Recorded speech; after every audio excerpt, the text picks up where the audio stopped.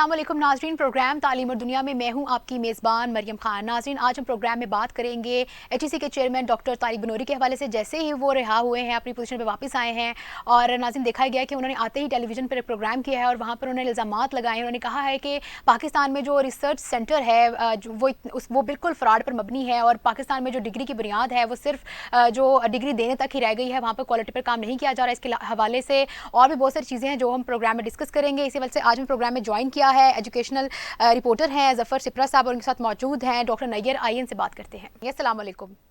वालेकुम अस्सलाम। डॉक्टर नैयर, सबसे पहले मैं आपसे क्वेश्चन पूछना चाहूँगी कि चेयरमैन एचईसी और इदारे के माबैन जो इख्तलाफात चल रहे हैं, आपका क्या ख्याल है उस हवाले से? जी, मेरा ख्याल ये कि काफ़ी ज़्यादा इसमें गर्मी पैदा हो गई है। एचईसी में डॉक्टर तारिक बनूरी को अदालत ने बहाल किया है, कहा है कि ये वहाँ पे कायम रहेंगे, और उनको जो निकालने का नोटिफिकेशन हुआ था और जो प्रेसिडेंशियल ऑर्डिनेंसेस थे उनको उन्होंने कहा कि वो ठीक नहीं है।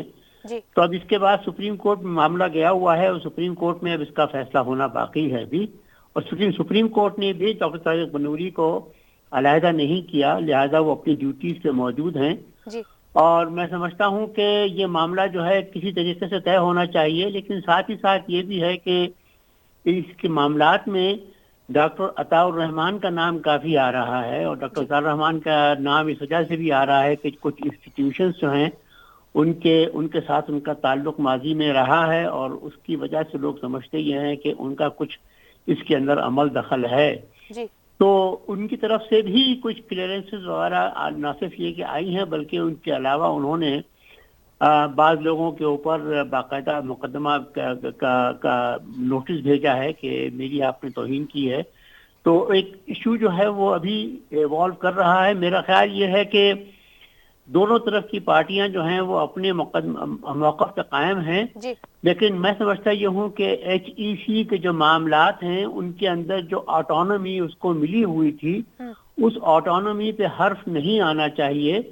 उसको मिनिस्ट्री ऑफ एजुकेशन के मातहत इदारे के तौर पे काम करने पर मजबूर नहीं किया जाना चाहिए।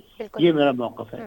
बिल्कुल ठीक। अच्छा ज़फ़र साहब, मैं आपसे पूछना चाहूँगी कि जैसे डॉक्टर तारिक बनूरी जो हैं वो बहाल हुए, अपनी पोजीशन पर आए हैं, उन्होंने साथ ही आते ही टेलीविजन पर बयान दिया। उन्होंने कहा है कि 2002 में ही गलत पॉलिसियाँ बनाना शुरू कर दी गई थी एजुकेशन के हवाले से, जिसकी वजह से देखा ये जा रहा है कि बच्चों की एजुकेशन से हटकर उनको सिर्फ डिग्री देने पर जोर दिया गया है। इस वाले से आप क्या कहेंगे कि जो उन्होंने फॉर्मूला दिया था, क्या यही एक बड़ी वजह है कि डॉक्टर अताउर रहमान ने उसको रिजेक्ट किया था? जी, रहीम, बहुत शुक्रिया, आपने मुझे मौका दिया। जो 2002 में एचईसी कायम किया गया था, उसके जो रुए रवा थे वो उसमें कोई शक नहीं कि वो डॉक्टर अताउर रहमान ही थे, और उन्होंने एचईसी को काफ़ी तरक्की दी और बड़ा इसका नाम बनाया, नई के हवाले से काम किया। तो इसमें तो कोई शक नहीं कि एचईसी बनाने का जो फैसला था वो गलत था, वो ठीक था। लेकिन तारिक बनूरी साहब कहते हैं कि जो एचईसी जब 2002 में बना तो उसके बाद हमने ज़्यादा फोकस जो था वो डिग्रियों पे कर दिया, और रिसर्च जो था वो पीछे चला गया। हालांकि हायर एजुकेशन जो है वो रिसर्च पर बेस करती है, क्योंकि रिसर्च अगर होगी तो ही हमारी एजुकेशन जो है वो तरक्की कर सकती है। अब तो इन्होंने तारिक बनूरी साहब को हटाने के लिए जो ऑर्डिनेंस जारी किया था, उसके खिलाफ बनूरी साहब, जैसा कि पहले बताया नैयर साहब ने, कि वो कोर्ट में चले गए। अब कोर्ट में चले गए, कोर्ट ने उनको रिलीफ दिया, ये आपने पहले उन्होंने बता दिया। उसके बाद वो आए तो उन्होंने एक प्रेस कॉन्फ्रेंस की। तो प्रेस कॉन्फ्रेंस में जब मीडिया की तरफ से सवाल पूछा गया कि आपको हटाने में वजह क्या बनी, तो उन्होंने उन जो वजूहात थी वो बताई। उसमें उन्होंने जो बड़ी वजह थी वो ये बताई कि 3 अरब रुपए जो 30 सेंटर हैं, सेंटर ऑफ एक्सीलेंस हैं, रिसर्च के अदारे हैं, 30 है टोटल, उनको फंडिंग होती है 3 अरब रुपए सालाना, और उन 3 अरब रुपए में जो 29 है उनको 2 अरब जाता है, या 2.1 इस तरह का है, और जो 1 अरब है वो सिर्फ HEJ है, कराची में ये कायम है, ये डॉक्टर अताउर रहमान के सुपरविजन में चलता है, को जाता है, बिल्कुल के अदारे को जाता है। एक उन्होंने ये इल्जाम लगाया। दूसरा उन्होंने ये लगाया कि जो वजीर आजम हाउस को यूनिवर्सिटी बनाने के लिए PC1 बनाया गया था, उसके लिए एचईसी को कहा गया कि आप हमें PC1 बना कर दें कि हम वजीर आजम हाउस में यूनिवर्सिटी बनाना चाहते हैं। उस यूनिवर्सिटी के लिए जो एचईसी ने ڈاکٹر طارق بنوری صاحب نے جو بنا کر دیا PC1 وہ 70 کروڑ روپے کا تھا. جی لیکن مبینہ طور پہ ڈاکٹر طارق بنوری صاحب کے مطابق پی ایم صاحب سے مل کر ڈاکٹر عطاء الرحمان نے PC1 ان سے لے لیا جی اور انہیں وہ جو PC1 بنا کر دیا وہ 45 ارب روپے کا بنا دیا. ٹھیک. انہوں نے اس پہ انکار کر دیا کہ یہ تو چیز غلط ہے. اس پر جو ہے نا ان کے درمیان میں کلیش پیدا ہو. ٹھیک. اور HJ کے آڈٹ کا بھی انہوں نے کچھ کہا کہ مجھے اس کا آڈٹ کروایا جائے، جس پر انہوں نے انکار کر دیا. جی. اور ان کے لیے ہٹانے کا جو طریقہ تھا وہ اور تو کوئی ملا نہیں تو آرڈیننس لے آئے، جس کو عدالت نے ریجیکٹ کر دیا. بالکل ٹھیک. اچھا ڈاکٹر نیّر صاحب، میں آپ سے جاننا چاہوں گی کہ یہ جو PC1 جو ڈاکٹر بنوری کا فارمولا تھا وہ بیسیکلی تھا کیا، اور وہ کس پہ بیس کرا تھا، کیا پالیسی تھی وہ جس کو عمل درآمد نہیں ہو پایا وہ؟ دیکھیے، ڈاکٹر عطاء الرحمان جو ہے وہ یہاں پہ ڈاکٹر عطاء الرحمان کے علاوہ ہمارے پرائم منسٹر صاحب نے یہ کہا تھا کہ میں پرائم منسٹر ہاؤس کو یونیورسٹی بنا دوں گا. بالکل. تو اب اس سے پہلے ڈاکٹر عطاء الرحمان جو تھے وہ یہاں پر مختلف باہر کی یونیورسٹیوں کے کیمپسز بنانے کا انہوں نے پلان بنایا تھا، اور کافی بڑا لمبا چوڑا پلان تھا، جس میں سے شاید ایک یونیورسٹی کا، جہاں تک مجھے معلوم ہے، ایک یونیورسٹی ہری پور کے اندر بن گئی ہے. حالانکہ لوگ کہتے یہ ہیں کہ جو پیمانہ انہوں نے مقرر کیا تھا اس کے لیے اس سے شاید کافی کمتر درجے کی وہ جگہ ہے، لیکن بہرحال میں نے دیکھا نہیں اس کو غور سے. مسئلہ جو تھا وہ پرائم منسٹر ہاؤس کو یونیورسٹی بنانے کی طرف تھا، اور اس کا جیسے کہ ابھی ذکر کیا ظفر صاحب نے کہ وہاں پہ ان کے HEC کے مطابق اس کو شروع میں بنانے کے لیے چند کروڑ چاہیے تھے، شاید 1 ارب روپے سے کم. اس کو انہوں نے بڑھا کر 40-42 ارب روپے کر دیا. تو جس کی وجہ سے یہ ایک بات پیدا ہو گئی کہ ریسورسز کہاں سے آئیں گی اور کدھر سے جائیں گی. ایسا تو نہیں کہ جو باقی ایجوکیشن کے لیے ریسورسز ہیں جو مختص رقوم ہیں وہاں سے نکال کر اس میں ڈالی جائیں گی. تو یہ چیزیں تھیں جنہوں نے یہ باتیں پیدا کی. میرا خیال یہ ہے کہ وہ یونیورسٹی ابھی تک اس حالت میں نہیں ہے کہ جس کو کہا جا سکے کہ یہ بن گئی ہے یا اس پہ اپنی فنکشننگ حالت میں آ چکی ہے.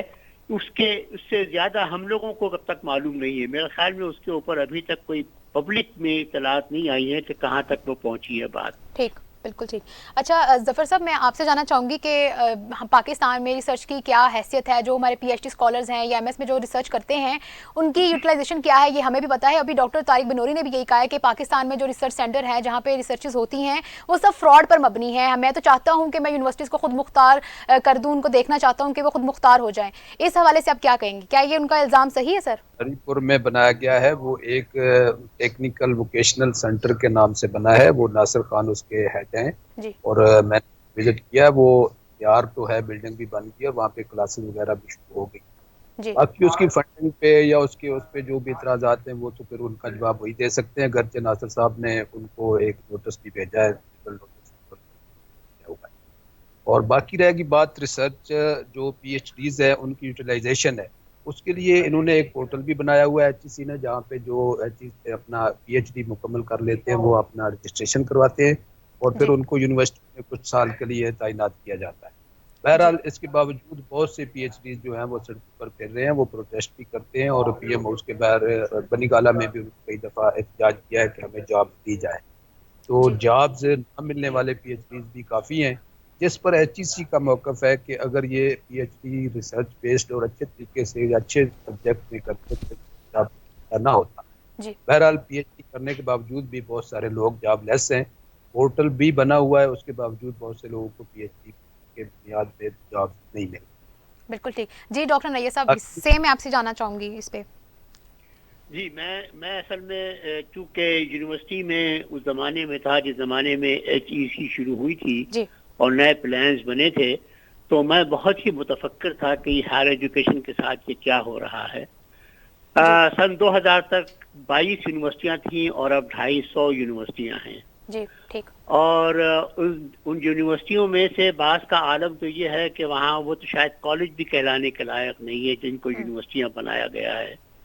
اور وہاں سے اب بے تحاشا بہت بڑی مقدار میں PhDs پیدا کی جا رہی ہیں. ڈاکٹر عطاء الرحمان جب انہوں نے چارج سنبھالا تھا تو ان کا کہنا یہی ہوتا ہے کہ ہمارے پڑوسی ملک کے اندر اتنے ہزار پی ایچ ڈی ہیں یا اتنے لاکھ پی ایچ ڈی ہیں اور ہمارے پاس اتنے کم پی ایچ ڈی ہیں، ہمیں زیادہ سے زیادہ پی ایچ ڈی پیدا کرنے چاہیے. بالکل. اور اس کے لیے بہت سی اسکیمز چلائی تھی، لیکن اس کے نتیجے میں ہوا یہ ہے کہ بہت ہی لو کوالٹی کی پی ایچ ڈیز جو ہیں وہ اس ملک کے اندر بننے لگی، اور یہ ایک پلیجرزم بہت پھیلا ہے.